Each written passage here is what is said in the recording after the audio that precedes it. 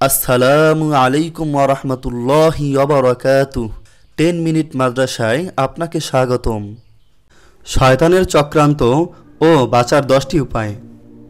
শয়তান 6 ভাবে আমাদের অনিষ্ট করার চেষ্টা করে, যতক্ষণ পর্যন্ত মানুষকে এর কোনো একটি বা একের অধিক ক্ষতিতে ফেলতে না পারে। 1. শিরক এবং অবিশ্বাস বা কুফরের মধ্যে ফেলা। 2. তারপর বিদআতে জড়িয়ে ফেলা। 3. অতঃপর বড় গুনাহে প্রলুব্ধ করা। 4. তারপর ছোট গুনাহে লিপ্ত করানো। 5. এরপর নেক আমলের পরিবর্তে মুবাহ আমলে ব্যস্ত রাখা।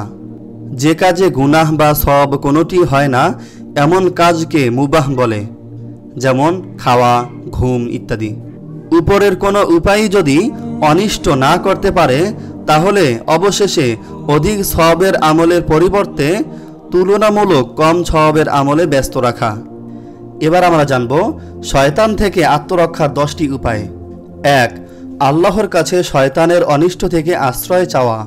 2. সূরা ফালাক ও সূরা নাস তেলাওয়াত করা। 3. আয়াতুল কুরসি তেলাওয়াত করা। 4. সূরা বাকারা তেলাওয়াত করা। 5.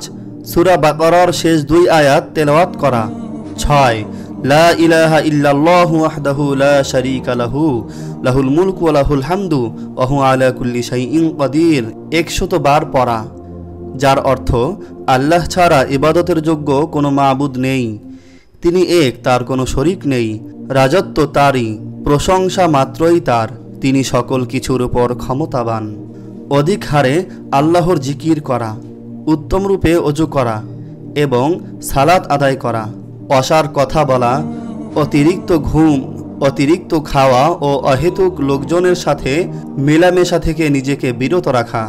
আল্লাহ তাআলা আমাদের সবাইকে শয়তানের চক্রান্ত থেকে বেঁচে থাকার তৌফিক দান করুক। আমিন।